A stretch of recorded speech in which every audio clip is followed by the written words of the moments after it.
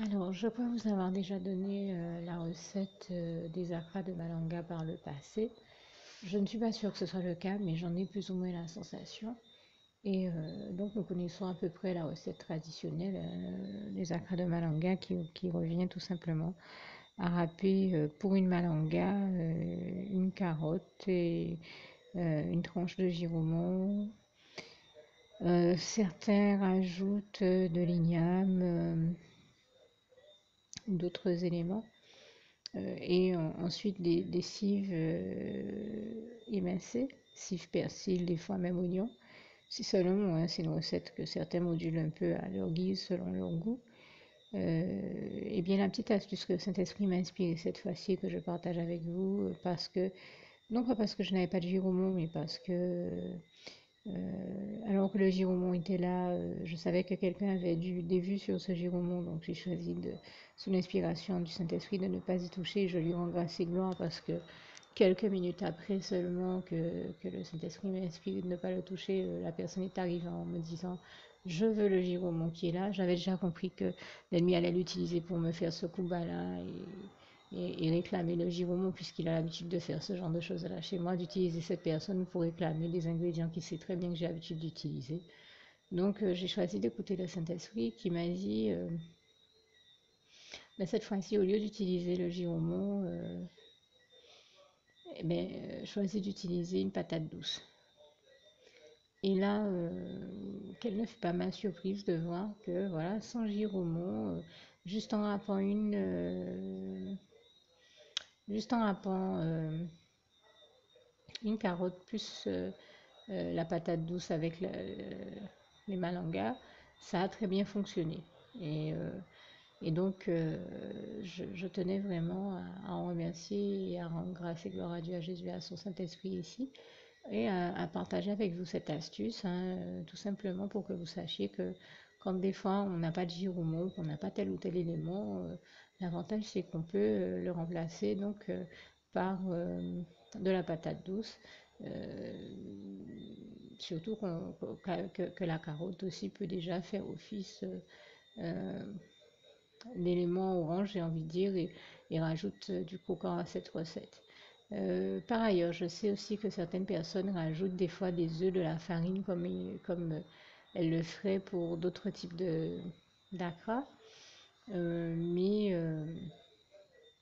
dans la recette que m'a inspiré le Saint-Esprit et que j'ai l'habitude de voir faire ou que j'ai l'habitude de voir faire par ma grand-mère, elle rajoutait pas d'œufs et de farine parce que les malangas ont déjà une espèce de substance qui fait le lien en fait entre les différents éléments quand on rajoute donc en plus de la malanga râpée du, enfin, de la carotte ou des carottes et des patates douces. Donc ça se marie très bien, ça se lie très bien. Et il suffit donc une fois qu'on a rajouté les épices et cives, persil, d'en faire des petits tas à l'aide d'une petite cuillère, d'une cuillère à café ou d'une cuillère à soupe selon la taille qu'on souhaite à nos acras, de les faire frire de les faire frire environ 2 à 3 minutes par face à la poêle à frire. Ça fonctionne très très bien. En tout cas, j'en ai fait, euh, comme je viens de vous expliquer, sous l'inspiration du Saint-Esprit. Ils étaient tout bonnement succulents.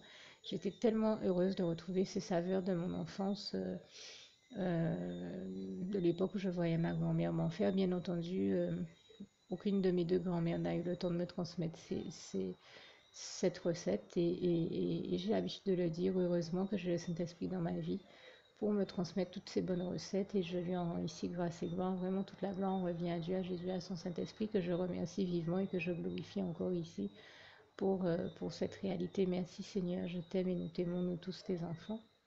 Et je termine avec ce passage si cher à mon cœur, tout en vous invitant à faire la prière qui va suivre dès que je l'aurai terminé. Ce passage, donc, c'est Philippiens 4, verset 7, que la paix de Dieu qui surpasse toute intelligence garde vos cœurs et vos pensées en Jésus-Christ. À bientôt.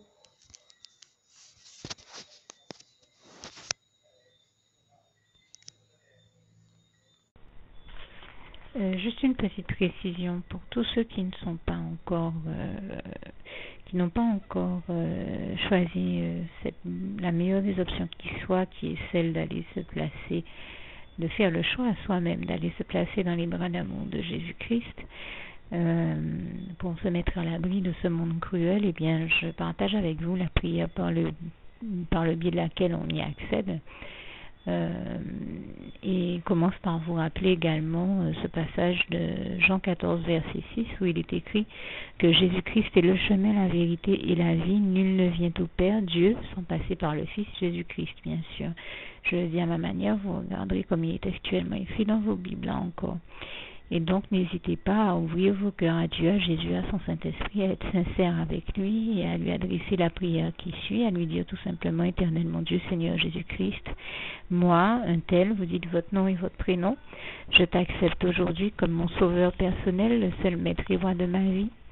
Je remets toute ma vie entre tes mains puisqu'elle t'appartient, Éternel mon Dieu, puisque tu l'as créée, cette vie. Donc tu en es donc le seul maître et propriétaire comme de tout ce qui existe dans tout l'univers.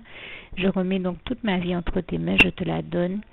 Merci, Éternel mon Dieu, aussi de permettre que cette vie que tu m'as donnée continue à être à ta gloire et que je continue à te servir, à t'appartenir pour l'éternité, d'éternité en éternité. Merci aussi, Seigneur, de faire que je continue donc à te servir et à t'appartenir pour l'éternité, d'éternité en éternité. Et aussi, Seigneur, de m'accorder la grâce de ton pardon et de ta miséricorde pour tous les péchés que j'ai commis tout au long de ma vie, jusqu'à la date d'aujourd'hui incluse. Et c'est au nom puissant du Seigneur Jésus-Christ que j'ai fait cette prière. Et à vous tous qui avez fait cette prière, je vous dis que Dieu vous bénisse abondamment, puissamment, richement. Et surtout, n'hésitez pas à la partager avec tous vos proches et contacts, amis, membres de vos familles, collègues, bien-aimés, tous ceux que vous aimez, et surtout tous ceux à qui Dieu vous mettra à cœur, avec qui Dieu vous mettra à cœur de la partager. Et comme j'aime à le dire, si vous n'avez pas encore pris le temps de faire cette prière, comprenez bien que voilà, ça ne vous coûte rien de la faire, c'est gratuit, c'est indolore, et que voilà, vous n'êtes pas obligé de me croire, mais moi il m'est arrivé tout comme vous de devoir faire cette prière un jour dans ma vie, et quand on m'a proposé de la faire, je me suis dit, et si c'était vrai, et si c'était vraiment Dieu qui, par ce biais-là, m'appelait à lui et me demandait de lui donner ma vie, de l'accepter, c'était Jésus qui était en train de vraiment me tendre la main et qui était en train de me demander de l'accepter comme mon sauveur personnel, je ne pourrais pas passer à côté de l'occasion de lui dire oui, parce qu'il faut aussi que je reste ouvert ou ouverte à ce que Dieu peut avoir à me dire. Il faut que je garde mon cœur et mon intellect ouvert à ce que Dieu peut avoir à me dire. Donc je me suis dit, je ne peux pas courir le risque de passer à côté de mon éternité, de passer à côté des meilleures choses de la vie, surtout si le maître et créateur de la vie m'appelle et cherche à me sauver. Pour être sauvé, il faut bien que je lui dise oui, que je souhaite qu'il me sauve. Oui, Seigneur Jésus-Christ, je t'accepte comme mon sauveur personnel. Et c'est le sens de cette prière. Et comme je dis, elle ne nous coûte rien à faire. Et puis surtout, moi je vous dis, du jour où je l'ai faite, j'ai vu Jésus changer ma vie en mieux sur tous les plans. Et donc je crois que ça ne vous coûtera rien, ça ne vous coûte rien vous non plus de la faire et puis d'expérimenter, de regarder comment les choses vont se dérouler dans votre vie, de regarder Jésus changer votre vie en mieux, à vous aussi. Et voilà, d'en faire l'expérience. Et pour en faire l'expérience, il faut commencer par faire cette prière. Donc si vous ne l'avez pas encore dite, réembobinez tout simplement cette vidéo ou ce document si vous préférez, réécoutez-le et dites avec moi la prière que vous m'avez entendu mentionner. Et n'oubliez surtout jamais que tout est possible à celui qui croit en Dieu, en Jésus-Christ et en son Saint-Esprit, comme il est écrit en Marc 9, verset 23, et que tout est possible à Dieu, comme il est écrit en Marc 10, verset 27. Que Dieu vous bénisse donc et à bientôt.